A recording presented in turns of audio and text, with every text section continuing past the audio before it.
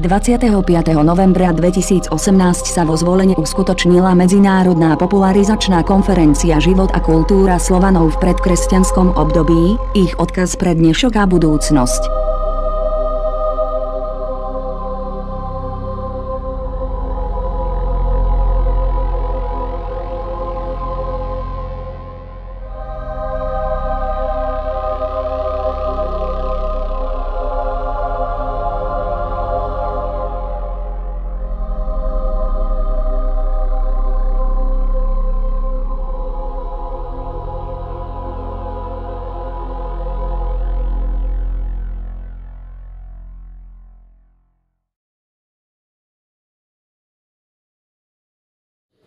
Na dnešnej popularizačnej konferencii vo Zvolene vystúpil okrem iných aj Vladimír Laubert, ktorý je známy svojimi prednáškami už viacero rokov a vedie občianske združenie Tartaria, má aj webovú stránku a na dnešnej prednáške hovoril o genéze a vzniku slova Slovan, Slovák, Slovien. Ako to teda má byť správne? Sme Slovania alebo Slovieni? Prípadne nejak inak by sa to dalo povedať? No, to je otázka, na ktorú je veľmi veľa polemik. Ja by som z nášho pohľadu to vysvetlil takto.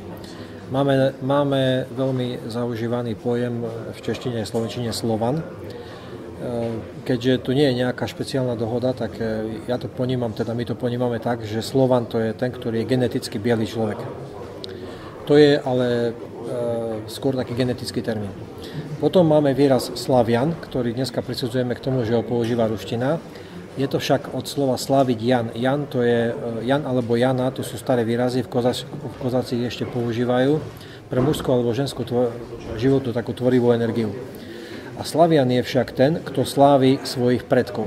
To je hlavné, to znamená má svetoponímanie predkov a je to teda skôr, by som povedal, taký software. Teda Slovan je taký hardware, keby sme išli dnešnou rečou, a Slavian je ten, ktorý má software. Vieme, že počítače môžu byť všakovaké, ale to, čo naozaj robia, závisí od toho, aký je v nich program. No a potom ešte máme ďalšie výrazy ako Slovien.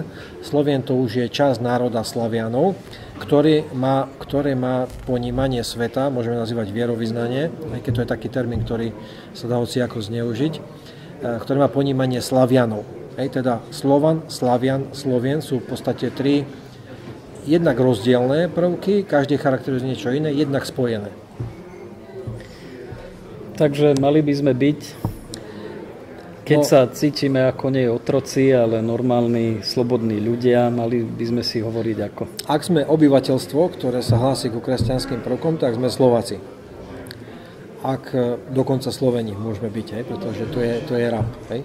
Ak sme členovia národa, ktorý si hrdo váži tradícia svojich predkov, tak sme Slovieni, ale vtedy sme členovia národa, hoci obyvateľstvo je to aj iné. Takže náš obyvateľ, ten, kto žije na tomto území, je Slovien a zároveň Slovan, genetický Slovan. Slovien je časť národa, časť z jednoho veľkého spoločného národa slovanského, ktorý vyznáva slavianstvo. Ty si vo svojej prednáške hovoril aj o území medzi Prahou a Kyjevom a ja som si všimol napríklad územie dnešnej Slavónie, ktorá sa nachádza v Chorvátsku. Ja osobne tvrdím, že to sú pozostatky štátu, ktorý my dnes voláme Veľká Morava a do ktorého patrilo aj Slovácko, aj Slovensko, aj Slavónia, aj Slovénia, respektíve Slovinsko. A zistil som, že vlastne vládca tej Slavónie, ktorý je dnes zo strany Chorvátov nazvaný Ľudovitom Posavským, sa nikde nespomína ako Ľudovít Posavský, ale ako Ľudovít Slovienin. Aká je tá teória, alebo k čomu si sa ty dostal v tých knihách, ktoré si nám tu ukazoval? Ako sa volalo to územie? Nepamätám si teraz momentálne meno toho cisára Popoli, byzantské cisár. V jeho zápisoch sa našlo názov Veľká Morava, čiže to je to, ako nás volali naši nepriatelia v časoch, keď ktoré hovoríme ako veľkomoravské obdobie. To je niečo podobné, ako že my Nemcov voláme Nemci, oni sa volajú Deutsch. Čiže my sme sa Veľká Morava nikdy nevolali. My sme sa volali, a to je v starých letopisoch zaznamenané, Maličká Rus.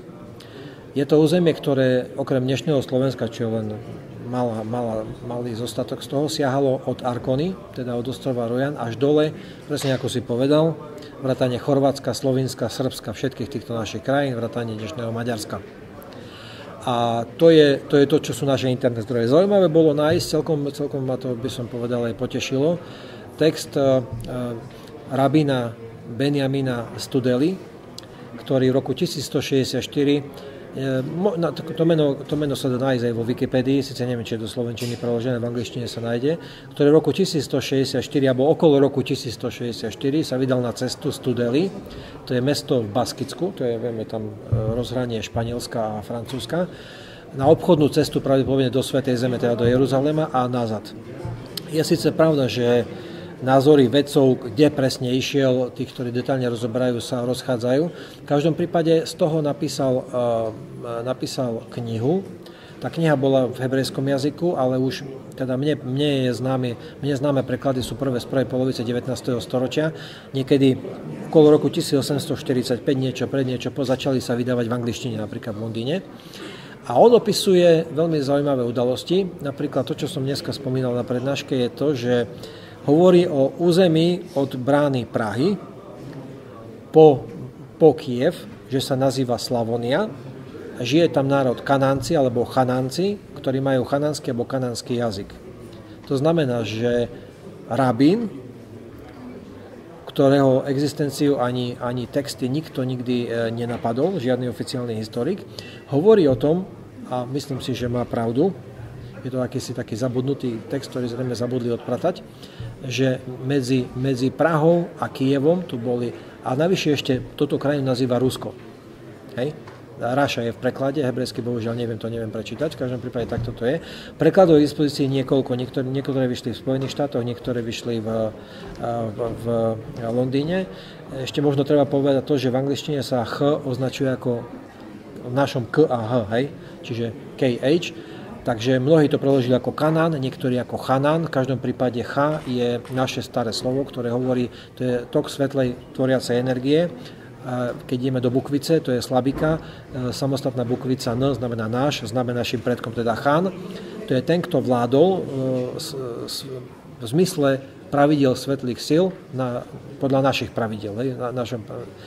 Takže je to podľa mňa potvrdenie toho, že na tomto území, presne ako si myslíme, jednak bol jeden útvar, bola to država, ktorá držala na moci rodov a volala sa Maličká Rus. Potom máme to stredné, by som povedal, také teritoriálne rozdelenie, to môže byť Malá Rus, to je to, čo je dneska Ukrajina, Bielorusko a tak dole, keď ideme, a potom je Veľká Rus.